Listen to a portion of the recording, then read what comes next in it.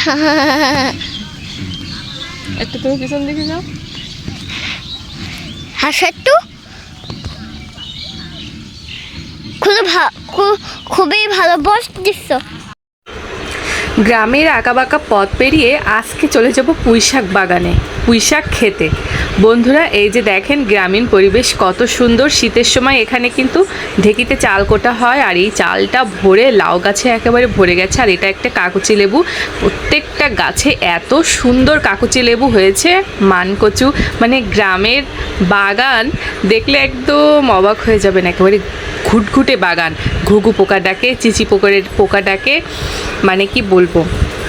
আর এই যে দেখেন আমাদের গ্রামের পুকুর, এখানে সবাই চান করে, আমি কখনো করিনি। জলটা দেখেছেন কেমন নীলে নীলে কালার, কেন জানি এরকম হয়েছে। আর এই যে দেখেন পুকুরটাকে ঘিরে রাখছে তাল গাছ, তেঁতুল গাছ, বাঁশ গাছ, আর এই খেজুর গাছটাকে সবাই ঘাট হিসাবেই ব্যবহার করে।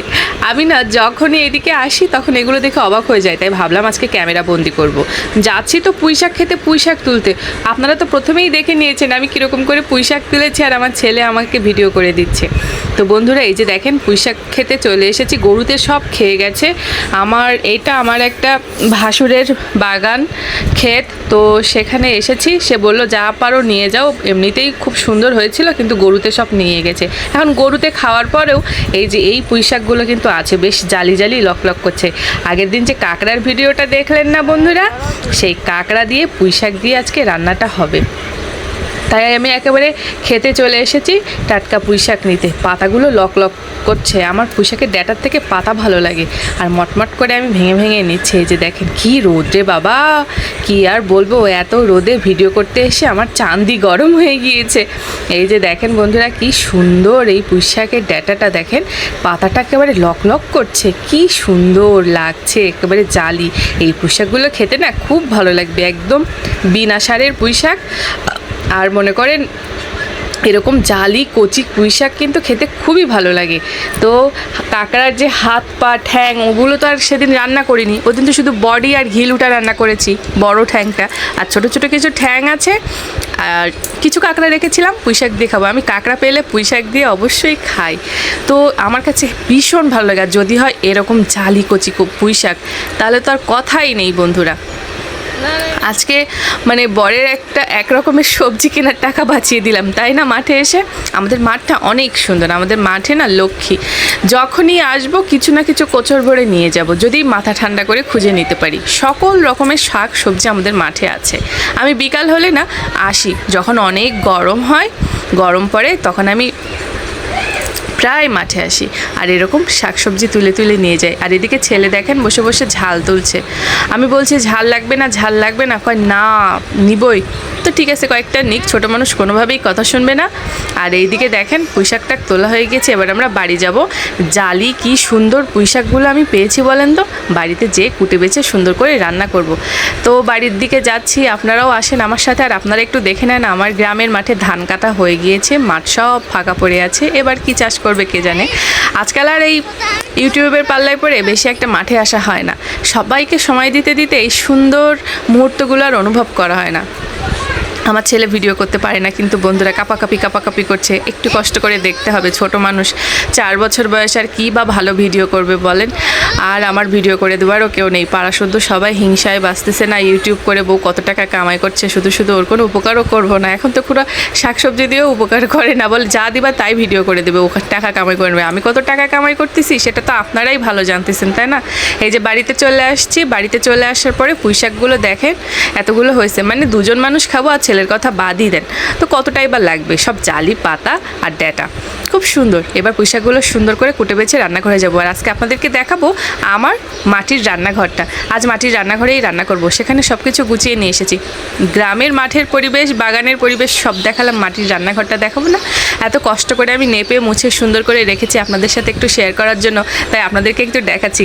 কার কেমন লাগছে অবশ্যই কমেন্ট করে জানাবেন। আপনাদের মতন ভিআইপি কিচেন আমার না, আমার এই মাটির রান্নাঘর ভাঙা চাল, বৃষ্টি হলে জল পড়ে, এখানে সেখানে কলসি পেতে রাখতে হয়। দেখেন ওইখানে একটুখানি জল পড়তো, তাই কেমন দাগ হয়ে গেছে। আর আজকে দুপুরে কিন্তু শুধু পুঁই শাক নয়, এই যে বড় বড় সাইজের বেলে মাছ আলু দিয়ে ঝোল হবে। সেদিনও করেছিলাম, ভিডিও আছে আমার চ্যানেলে। সেদিনের বেলেটা ছোট ছিল, আর এই সেই কাঁকড়া ঠ্যাং ঠুং আর এই পুঁই শাকটা সুন্দর করে কেটে ভালো করে ধুয়ে টুয়ে নিয়েছি। এখানে কাঁচা ঝাল, আর আজকে পুঁই শাকের ভিতরে আমি একটু কাঁঠালের বিচি আলু দিয়ে দেবো। ঠিক আছে, কাঁঠালের বিচি দিয়ে পুঁই শাক রান্না করলে আমার কাছে আরও ভালো লাগে। তার জন্য প্রথমে আমি মাটির চুলাটা ধরিয়ে নিই। এই চুলাটা আমার ভীষণ বড়, এখানে রান্না করতে আমার বেশি একটা সময় লাগে না, ঝটপট রান্না হয়ে যায়। বড় বড় কয়েকটা কাঠ পুড়ে দিলেই রান্না কমপ্লিট। সাইডে ভাত বসিয়ে দিয়েছি, কড়াটা দিয়ে দিলাম, আবার তেল দিয়ে দিচ্ছি। মানে প্রথমে আমি কাঁকড়াটা সুন্দর করে রান্না করব পুঁই শাক দিয়ে, তার জন্য পেঁয়াজ রসুন তেলের উপরে দিয়ে দিয়েছি। রসুনটা গোটা গোটাই নিয়েছি, রসুন এখানে বাটা লাগবে না। খুব সিম্পলভাবে সুন্দরভাবে ঘরোয়া গ্রাম্য পদ্ধতিতে যেরকম করে আমরা হালকা পাতলা পুঁই শাক রান্না করি কাঁকড়া দিয়ে, সেটাই দেখাচ্ছি। আর এখানে কাঁঠালের বিচি দেখেন আমি কেটে নিয়েছি। বাড়িতে তিনটা কাঁঠাল খাওয়া হয়েছে, অনেকগুলো বিচির অন্যান্য রেসিপি আপনাদেরকে দেখাবো। তো তার জন্য পুঁই শাকে আজকে খানিকটা দিলাম, আলু দিলাম, তাহলে পুঁই শাকটা শুধু ওই স্যাঁতস্যাঁতে মতো করবে না, বেশ একটু টাইট হবে। তো আলু বিচি আর হচ্ছে কাঁচা ঝাল সুন্দর করে ভাজা ভাজা করে নিব। তারপরে এই যে দেখেন কেটে ধুয়ে রাখছি পুঁই শাক। এই পুঁই শাকটা আজকে এত লক করতেছিল বন্ধুরা, যে কি বলবো, পাতা। অন্য সময় পুঁই শাক খাইতে এত পাতা থাকে না, পাতায় পোকা টোকা থাকে, বাদ দিতে হয়। তো আজকের পুঁই শাকটা তো দেখতেই পাচ্ছেন, একেবারে বাগান থেকে তুলে নিয়ে আসা টাটকা পুঁই শাক। তো এটাই মনে করেন আজকে রান্না করলে কত ভালো লাগবে, তা তো বুঝতেই পারছেন। আমার তো মনে হচ্ছে এখনই কাঁচা কয়েকটা চিবাই দেই। বন্ধুরা, আমরা ছোটোবেলায় পুঁই শাক নিয়ে অনেক ছড়া ছন্দ বলতাম, তা কি বলবো, আজকে মনে পড়ে গেল। লবণ হলুদ দিয়ে সুন্দর করে পুঁই শাকটা একটু ভাপিয়ে নিচ্ছি। দেখেন কতগুলো পুঁই শাক করছিলাম, কুমে কতটুকু হয়ে গেছে। আর এদিকে দেখেন কাঁকড়াগুলো গায়ে সুড়সুড়ি পিঁপড়ে হয়ে গেছে। মানে কি বলবো, পিঁপড়েতে আমাদের যা জ্বালাতন করছে বন্ধুরা, তা বলার মতো না। কিছু একটা রাখলেই পিঁপড়ে ছেয়ে যাচ্ছে। তো এই যে কাঁকড়ার যে ঠ্যাং ঠুংগুলো ছিল, সেদিন খাওয়া হলো না, সেই কাঁকড়ার ঠ্যাং ঠুং দিয়ে এখন এই পুঁই শাকটা রান্না হচ্ছে। এত ভালো লাগে তো বলার মতন না, খেয়ে দেখবেন একদিন কাঁকড়ার ঠ্যাং ঠুং দিয়ে পুঁই শাক। তো বন্ধুরা, এই যে সব কাঁকড়া দিয়ে সামান্য একটু জল দিয়ে এবার ঢাকা দিয়ে রেখে দেবো। রান্নাটা তো খুবই সহজ, আপনারা তো দেখছেন আমি জানি, আর যারা দেখছেন না তারা আর কি বলবো। আপনাদের কাছে আমার একটাই রিকোয়েস্ট থাকবে বন্ধুরা, ভিডিওটা সম্পূর্ণ দেখে তারপরে একটা কমেন্ট করবেন। সম্পূর্ণ না দেখে দায় সারা শুধু সুন্দর হয়েছে মানে মন গড়া একটা কমেন্ট করবেন না। আমি আপনাদের জন্য অনেক কষ্ট করছি জানেন না। ওই যে গ্রামের সুন্দর মাঠটা প্রত্যেক দিন বিকালে হাওয়া খেতে যেতাম, সেটাও যায় না। সারাক্ষণ বাড়িতে বসে ফোনের মধ্যে মুখ পুড়ে দিয়ে থাকছি। কার কোনটা দেখে দিলে হয়, কার কতটা সময় দিলে কার কতটা উপকার হয়, সারাক্ষণ এটাই ভাবছি। বরের কাছে তো বকাই শুনছি, সারাক্ষণ ফোন নিয়ে পড়ে থাকো। এদিকে মানে শ্বশুরবাড়ির লোকজনও বলতেছে, দেখো ফোন আলি হয়েছে, সারাদিন ফোন নিয়ে পড়ে থাকতেছে। এই বাটিতে একটু কালো সরিষা আর জিরা মরিচ বেটে নিয়েছি, আর একটু লবণটা আগেরবার দিয়েছি কিন্তু একটু কম পড়েছে। আমার বর তো মানে কাঁকড়ার ভিডিওতে ওকে দেখিয়েছে, বলছে আমার ভুড়ি টুড়ি তুমি সব দেখিয়ে দিয়েছো, তোমার নতুন বান্ধবীরা আমার ভুড়ি দেখে কি ভাববে বলো তো। তা আমি বলছি কি আর ভাববে, তোমাকে ভালো মন্দ খাইয়ে তোমার ভুড়িটা সুন্দর করে দিয়েছি। তারপরে আমার তো কমেন্টও লিখে দিয়েছে কাঁকড়ার ভিডিওতে যে কারোর অনুমতি ছাড়া ভিডিও করা নিষেধ। খুব প্রেস্টিজে লেগেছে, বরের ভুড়ি আপনাদের সামনে দেখিয়ে দিয়েছি। আমি বলছি আর বলবো আমাকে টেপি খেদি, যতবারই বলবা লোকে তোমাকে এবার গোবর গণেশ বলবে, তোমার যা ভুড়ি বানিয়েছো না। তারপরে বলতেছে ঠিক আছে, আর কোনো দিন যদি আমার তুমি ভিডিও করিসো, মানে ক্যামেরার সামনে সে আসতে চাইবে না। পুঁই শাকটা শেষে কিন্তু আবার একটু চিনি দিয়ে দিচ্ছি, গল্পে তো বলতে মনে থাকবে না। পুঁই শাকটা আমার রান্না হয়ে গেছে, এবার একটু ওপর থেকে কাঁচা সরিষার তেল দিয়ে নামিয়ে নেব। আর বেশি একটা সময় লাগেনি। আমি তো ভীষণ ভয় পেয়েছিলাম, বাবা পুঁই শাক কত না সময় লাগবে রান্না করতে, তার ঠিক নেই। কিন্তু আজকের পুঁই শাকটা এতটাই জালি ছিল যে তাড়াতাড়ি রান্না হয়ে গেছে। আর যা দারুণ সেন্ট বেরোচ্ছে, তা আপনাদের সাথে আর কি করে বলবো, রান্না না করলে বুঝতে পারবেন না।